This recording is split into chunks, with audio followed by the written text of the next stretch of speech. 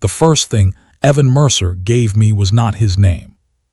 It was a breathing rhythm. 3 short bursts of static, a pause, 2 more, then a scrape of sound so faint the emergency translator tried to classify it as damaged machinery. I was the one who stopped it from deleting the pattern. "Play it again." Commander Sira then turned one eye toward me. The other remained fixed on the tactical glass, showing the wreck tumbling beyond Sejura listening post. "It's debris noise.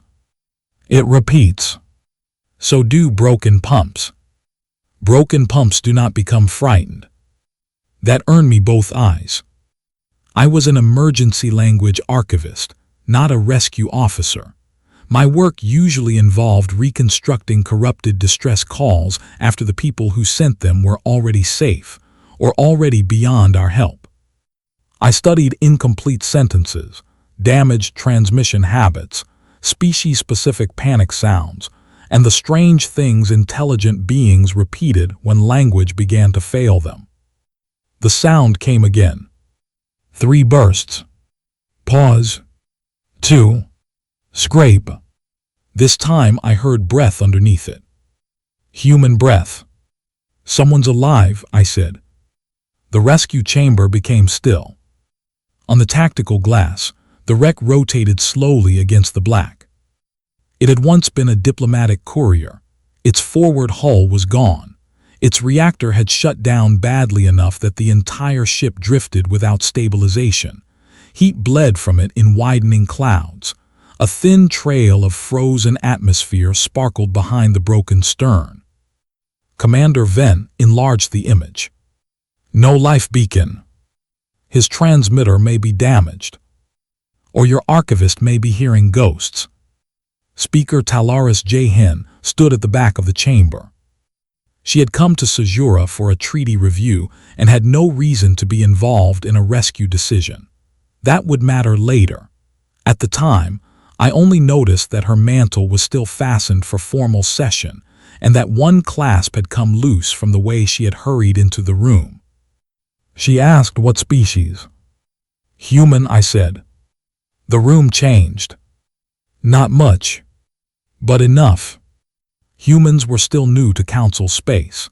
They had embassies, trade delegations, survey teams, and a growing reputation for asking questions everyone else assumed had already been answered. They were not enemies. They were not allies either. Commander Venn folded her arms.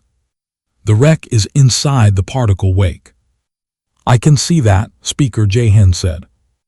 "A rescue shuttle will lose guidance." "I can see that too. We would be risking Council personnel for a non-member civilian." Speaker Jahan looked at the tactical glass. Another fragment tore loose from the human ship. The static transmission repeated. 3 bursts. Pause. 2. Scrape. The human was not calling for help anymore. His transmitter had become too damaged for words. He was simply making noise, so the universe would know he had not disappeared yet. Speaker Jahan said, "Launch." Commander Venn hesitated. It was a tiny hesitation. I remember it because entire civilizations sometimes fit inside moments that small. "Speaker, if he is alive, launch. There is no treaty obligation." Speaker Jahan's voice became quieter. I did not ask whether there was. The rescue craft left Sejura under manual control. I went with it because the pilot could not distinguish human vocal stress from hull noise, and because I had insisted too loudly that the distress pattern was real. We crossed the particle wake with every surface of the shuttle vibrating. Static crawled over my forearms. Fine hairs along my neck lifted one by one. The pilot swore that our navigation display was drifting. Then Sejura vanished from our sensors entirely. For several breaths, we were alone with the wreck. Up close, the human courier looked less like a ship than something that had been opened by a careless hand. The rescue crew cut through the aft pressure section. I followed them. The corridor beyond was dark. Emergency foam had hardened across the ceiling. A cable hung down and spat pale sparks into the air. The deck tilted beneath my boots as the ship rotated. The first human object I ever touched was a red fabric strap floating in the corridor. The second was Evan Mercer. He was wedged between a collapsed partition and an emergency locker. Blood had dried along one side of his face, but his eyes were open. He looked at me, then at the rescue officer beside me. His first words were almost too quiet to hear. "You came." The rescue officer started cutting the partition. Evan laughed once. It was an odd sound. Weak. Disbelieving. Not happy exactly. "You actually came." I moved closer. "Can you breathe?" Technically, that was my first experience with human humor. I did not understand it. I would spend years failing to understand it properly. We fitted an emergency respiration halo around his neck. The device projected a sealed atmospheric collar over the lower half of his face and fed oxygen directly around his mouth and nose. Halfway back to the shuttle, the corridor flexed. A section of bulkhead slammed against us. The halo struck the wall. A fracture appeared across its outer ring. The rescue officer tried to replace it. Evan caught her wrist. "Still working?" "Yes." "Then leave it." She stared at him. "It is cracked." "So am I." She left it. The halo continued working. So did Evan. When we returned to Sejura, Speaker Jahan met us in the medical bay. She did not make a speech. She did not ask for gratitude.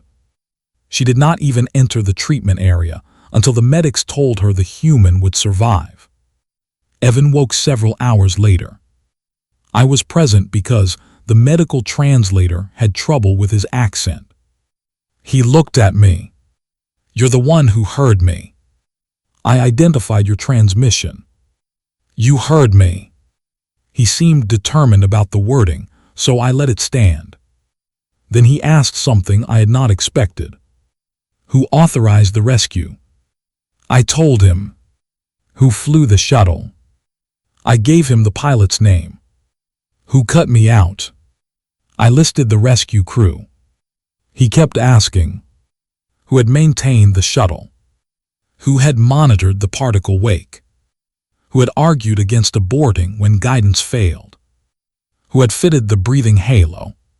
Who had pulled him through the final hatch?" He asked for every name. I finally said, "Why?" He looked down at the cracked halo resting beside the medical bed. "So I don't forget." That answer meant almost nothing to me then. It became the most important sentence I ever misjudged. Humanity thanked the council formally. There was a diplomatic message. There were commendations. Speaker Jahan received a small polished case containing a human rescue badge she had not earned and did not understand. Evan Mercer returned to Earth. Life continued. No treaty followed. No alliance. No military agreement. The rescue became a minor entry in the Sejura Incident Archive. I filed the distress recording myself. 3 bursts. Pause. 2. Scrape. I expected never to hear Evan Mercer's name again. Then the Rothen Ascendancy began moving toward Veilcross. At first they did it politely. That was one of the reasons we were slow to understand. The Rothen did not invade worlds in the old style. They did not arrive firing weapons and declaring ownership. They adjusted conditions. A trade corridor closed. An inspection requirement changed. A border station received a new temporary security advisor. A council member world discovered that 3 of its export routes now required Rothen escort clearance. Every individual event could be explained. Together they formed a hand closing around the council. Praetor Hadric Sohm understood institutions better than most people who wanted to destroy them. He knew the Council's greatest strength was cooperation. He also knew cooperation became slow when every participant had to admit danger at the same time. By the time Speaker Jahan called the emergency session at Veilcross, Rothen warships had already taken positions around the outer approach lanes. I had been transferred to the diplomatic station years earlier. My work had become less exciting. Treaty interpretation, translation disputes, emergency linguistic protocol. I sometimes listened to Evan's old distress call when training junior archivists because it was a perfect example of meaning surviving after language collapsed. 3 bursts. Pause. 2. Scrape. Then one morning, every external channel filled with Rothen code. Praetor Sohm appeared on the main chamber display. He was narrow-faced, dark-scaled, and so calm that several delegates initially mistook him for reasonable. Veilcross remains under Council administration, he said. No member sovereignty will be altered. Speaker Jahan stood beneath the chamber seal. Then why are your ships blocking our approach lanes? For stability. You have armed vessels positioned inside diplomatic space. To prevent misunderstanding. You are causing the misunderstanding. Praetor Sohm gave a small, almost sympathetic tilt of the head.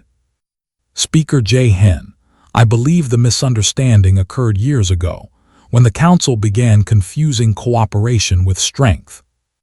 The chamber erupted. He waited. That was another thing he understood. People who believe they are patient often become most impatient when someone else refuses to hurry. When the chamber quieted, Sohm continued. The Council will retain internal administration, external transit, military coordination, and strategic arbitration will temporarily move under ascendancy supervision. You are describing surrender. I am describing continuity. Speaker Jahan's claws tightened against the lectern. No. Praetor Sohm looked almost disappointed. You have no force capable of breaking the containment. No. Your member fleets are dispersed. Yes. Your security agreements require deliberation. Yes. You have no defense treaty with humanity. That changed the air. I saw heads turn. The humans had become powerful since Caesura. Not dominant, not unstoppable, but powerful enough that every serious military planner now included Earth in regional projections. Praetor Sohm knew that. So did we. Speaker Jahan said, humanity is not involved. Correct. Sohm smiled slightly. And that is why this remains a solvable problem. The transmission ended. The emergency chamber exploded into argument. Call Earth. Do not call Earth. Request mediation. Request military assistance. Ask for escort support. Invoke humanitarian protection. Offer concessions. Delay. Negotiate. Every proposal became another reason not to choose the proposal beside it. Then Speaker Jahan ended the argument with one sentence. We will not call humanity. Silence. A delegate rose. Speaker. No. They could help us. I know. Then why? Her answer surprised me. Because we saved one man. No one spoke. Speaker Jahan looked around the chamber. One civilian, years ago, we did what we were supposed to do. The delegate said, Earth remembers it. So do I. Then use that. Her expression hardened. Use it. You know what I mean. Yes, she said, that is why I refuse. The delegate stared at her. Speaker Jahan stepped down from the lectern. We did not purchase humanity with a rescue shuttle. No one said we did. You are asking me to turn mercy into leverage. We are asking you to keep this council alive. And if the price is telling humanity that one human life bought us armies. Nobody answered. She said no. That ended it. At the time, I thought Speaker Jae-hin was being honorable. Later, I understood she was also being proud. The distinction matters. Veilcross prepared for isolation. Civilian traffic was suspended. Embassies sealed emergency archives. Medical reserves moved into hardened sections. Council security distributed defensive equipment that everyone knew would be nearly useless if the Rothen decided to enter the station by force. Peter Sohm sent another message. Then another. Each one offered slightly worse terms. Each one sounded slightly more reasonable. That was his method. Make surrender appear less frightening than the consequences of refusing it. During the third day of containment, I was reviewing evacuation languages when a junior technician called me to the outer communications gallery. We have signal contamination. What type? We don't know. I almost told him to restart the array. Then static touched my skin. Not through the speaker. Through the air. The fine hair along my arms lifted. I looked toward the observation glass. Dust near the floor had begun arranging itself into thin branching lines. Power leak. None detected. A pale arc crawled over the edge of the communications rail. It vanished. Then another appeared farther down. The technician swallowed. Should I call engineering? Yes. I stepped closer to the glass. Outside Veilcross, the Rothen formation remained exactly where it had been. Dark ships. Clean spacing. Weapons cold but available. Nothing unusual. Then one of our translation relays produced a burst of noise. 3 sharp pulses. A pause. 2 more. My body went still. The technician looked at me. What? The scrape followed. I stopped breathing. No. What is it? The pattern repeated. 3. Pause. 2. Scrape. I had not heard it accidentally. No human distress call had crossed those channels in years. Someone was transmitting the Caesura pattern. Trace it. I'm trying. Trace it now. There's no origin. That is impossible. I know. Another relay lit. Then another. The same pattern appeared across the station, not loud, not powerful, but synchronized. 3 bursts. Pause. 2. Scrape. Speaker Jae-hin arrived before engineering did. She had been called because the communications system was behaving unpredictably. I turned toward her. Do you remember Evan Mercer? Her expression changed. Yes. The human from Caesura. I remember. The distress pattern is being transmitted through our outer relays. From Earth. We cannot locate the source. A stronger static charge rolled through the gallery. Dust rose from the floor. Tiny particles drifted upward and hung in the air like dark stars. The technician stared at his board. Speaker. What? The Rothen are changing formation. Outside, warships that had remained perfectly positioned for days began rotating. Not toward Veilcross. Away from it. The station alarm sounded. A tactical officer's voice filled the gallery. Unidentified translation disturbances beyond the outer Rothen line. Speaker Jae-hin walked toward the glass. How many? A pause. We don't know. Another voice joined. Additional disturbances on the northern plain. Then another. Southern. Another. Below orbital axis. The static became strong enough that blue-white threads crawled along the observation frame. Every hair along my neck stood upright. Speaker Jahan whispered, "What is happening?" I knew. Not completely.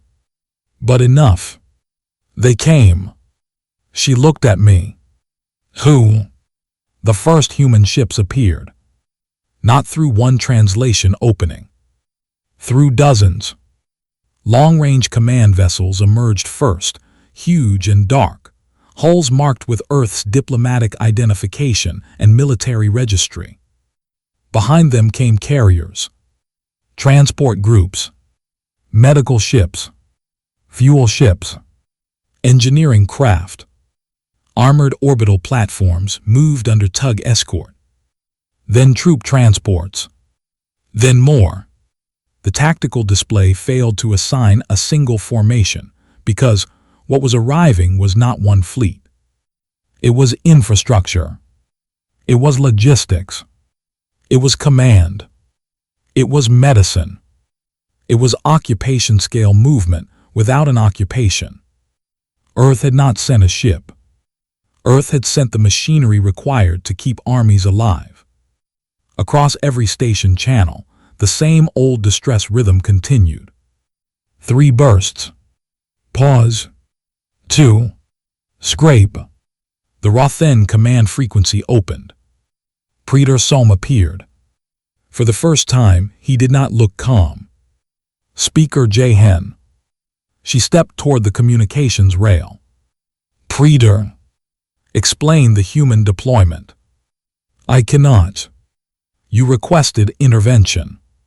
No. His eyes narrowed. Our intercepts show no military request from Veilcross to Earth. That is correct. No treaty activation. Correct. No emergency alliance provision. Correct. Then why are they here? Speaker Jahan looked at me. I had no answer she could use. So she gave him the truth. I don't know.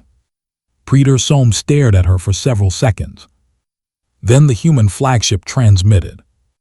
Its signal ignored our ceremonial diplomatic frequencies. Instead, it opened on the emergency rescue band.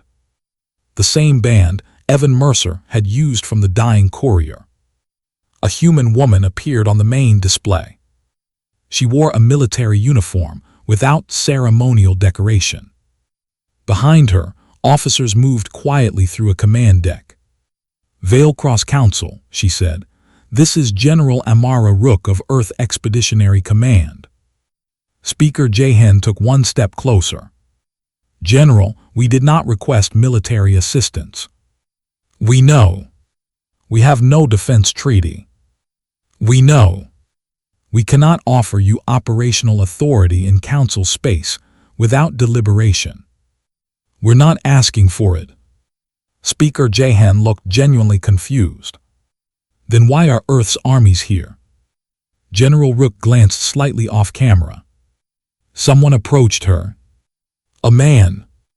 Older than when I had last seen him. He had more lines around his eyes, less hair, and the same expression I remembered from the Sejura Medical Bay. Evan Mercer. He carried something in both hands. A cracked rescue halo. My throat tightened. Evan set it on the console in front of the general. The fracture across the ring was still visible. Speaker Jahan whispered his name. He heard her. Hello, Speaker. She stared at the halo. You kept it. You told me your equipment department wanted it back. They did. I was difficult. That faint human smile appeared. The same kind I had never learned to classify correctly. Speaker Jahan looked from him to the fleets filling the sky. Evan, what is this? He did not answer immediately. General Rook did. Debt settlement. Speaker Jahan's expression sharpened. No. The human command deck went quiet. "We did not save him for this," Jahan said. Evan nodded. "I know. One life does not purchase armies. I know. You owe us nothing like this. I know. Then why?" Evan looked down at the cracked halo. "When I woke up on Sejura, I asked Usul for names. My chest tightened when he said mine. I sent them home." Speaker Jahan frowned. "The names? All of them, the pilot, the rescue crew, the technicians, the people who kept the shuttle flying, you. That was unnecessary." "Maybe." He touched the cracked edge of the halo. "But people asked why." Speaker Jahan said nothing. "So I told them." "Told them what?" "That you came." The words were almost identical to the first thing he had said when we found him. "You came." Evan continued. "There was no treaty, no military value, no hostage exchange, no strategic reason to risk anyone for me. You were alive." "Yes." "That was enough." "For you." Speaker Jahan's jaw tightened. "For any civilized people." Evan smiled sadly. That's what Earth noticed. The Rothen ships continued shifting outside. More human formations translated into the system. Speaker Jahan gestured toward them. "You cannot repay one rescue with this." Evan finally looked directly at her. "You still think we're paying for me?" The entire gallery became silent. Speaker Jahan blinked. "What?" "I wasn't important." I saw her glance at the general, then at the human ships. Evan laughed softly. "No secret rank, no special family, no intelligence assignment. I translated agricultural contracts." Speaker Jahan looked almost offended by the absurdity. "Then why would Earth?" "Because you didn't know that." She stopped. Evan leaned toward the camera. "You didn't know who I was." The old cracked halo sat beneath his hands. "You found one human calling for help inside a ship that was coming apart, and you sent people into danger anyway." Speaker Jahan whispered, "Of course. That's the debt." Understanding did not arrive dramatically. It moved through her face slowly, almost painfully. Evan continued. "You weren't protecting a valuable human." He looked toward me through the display. "You were protecting a stranger." The static in the gallery had become a faint continuous hum. Outside, Earth's armies spread around Veilcross without crossing Council weapons boundaries. They took positions between the station and the Rothen. Not firing, not threatening, simply arriving. Evan said, "Earth remembers people who help us when there's nothing to gain." Speaker Jahan lowered her eyes. "We refuse to call you." "We know." "Because we would not turn that rescue into a transaction." "Good." She looked up sharply. Evan's expression softened. "If you had called and said we owed you armies because you saved me, this would feel different." Speaker Jahan almost smiled. "Then why come?" "Because you didn't." For several breaths, nobody in the gallery moved. That was the moment I understood the human meaning of debt. It was not an invoice. Not to them. It was memory with direction. Speaker Jahan looked at General Rook. "What does Earth intend?"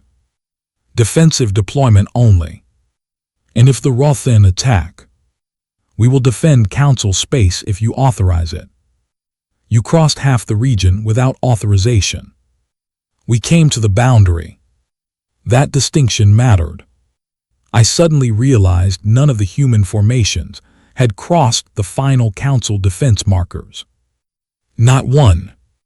They had traveled an unimaginable distance and stopped exactly outside the line that required permission.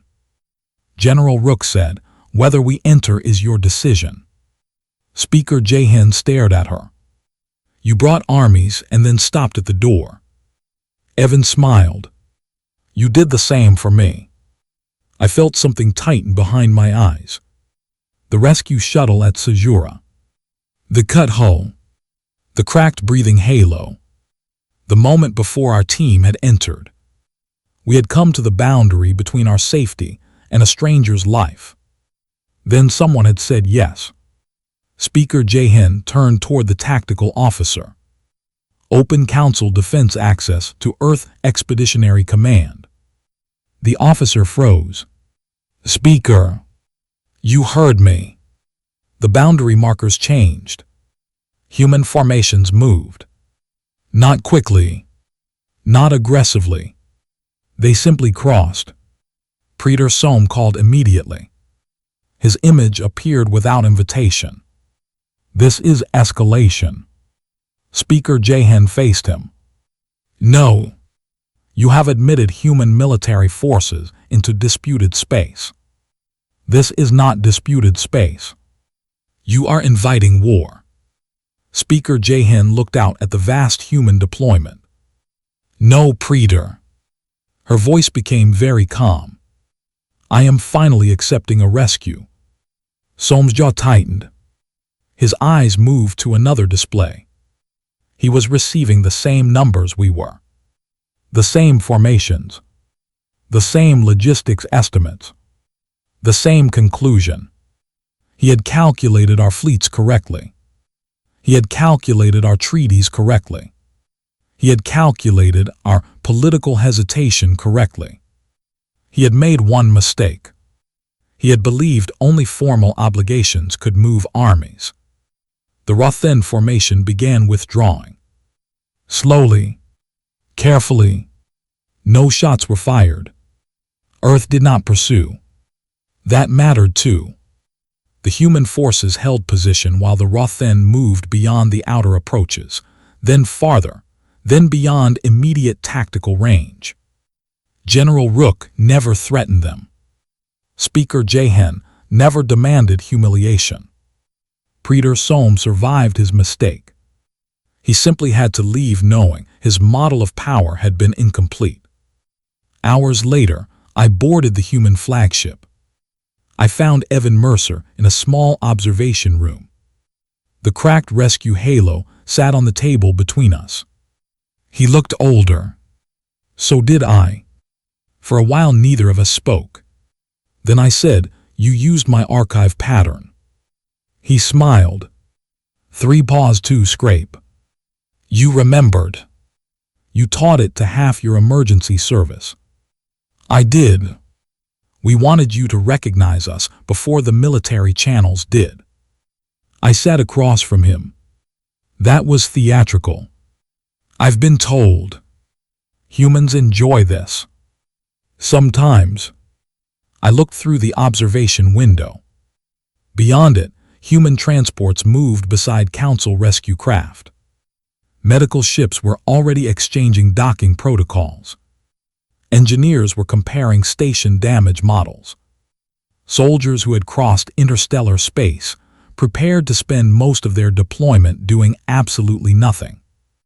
You really came because of one rescue. Evan shook his head. No. I waited. We came because of what it meant. To humanity. Yes. What did it mean? He thought for a moment. Then he pushed the cracked halo toward me. I touched the fracture. The material was smooth, except where the old impact had left a rough white line. You know what I remember most? He asked. No. You look scared. I withdrew my hand. I was not. You were. I was performing emergency linguistic support. You were terrified. That is an inaccurate description. He grinned. You came anyway. I stopped arguing. Evan looked back toward the window. That mattered. I finally understood why he had asked for names. People imagine history is built from governments. It often is not. Sometimes it is built from lists. A pilot, a rescue officer, a technician, an archivist, a speaker who entered a room she did not need to enter and made a decision she was not required to make. Years later, armies had crossed the stars because those names had been remembered. Evan stood. He lifted the cracked halo from the table and held it toward me. I think this belongs here. The equipment department requested it years ago. I know. They will complain about the delay. I'm counting on it. I accepted the halo. It felt lighter than I remembered. The next day, I carried it to the Veilcross Rescue Bay. Council crews were preparing a new emergency shuttle beside a human medical team. The human technicians had already changed half the labeling system. Our technicians were complaining. This seemed to make the humans happy. I mounted the cracked halo inside the bay, not as equipment and not as a monument. Just somewhere visible. One of the young rescue officers asked what it was. I told her. Did that really bring Earth's armies here? I considered the question. Outside, the last human combat formations were beginning to leave. Their engineers remained. Their medical ships remained. Their supply crews remained. Not because anyone owed anyone anything anymore. Because once two people have carried each other out of danger, sometimes the word debt becomes too small. No, I told her. The halo didn't. She looked confused. I listened to the rescue shuttle warming behind us. The old transmission pattern was still stored in the station archive. 3 bursts. Pause. 2. Scrape. A stranger making noise in the dark. A council choosing to answer. An entire world remembering. I looked at the young officer. We did. And somewhere beyond the bay doors, another rescue craft lifted into the black.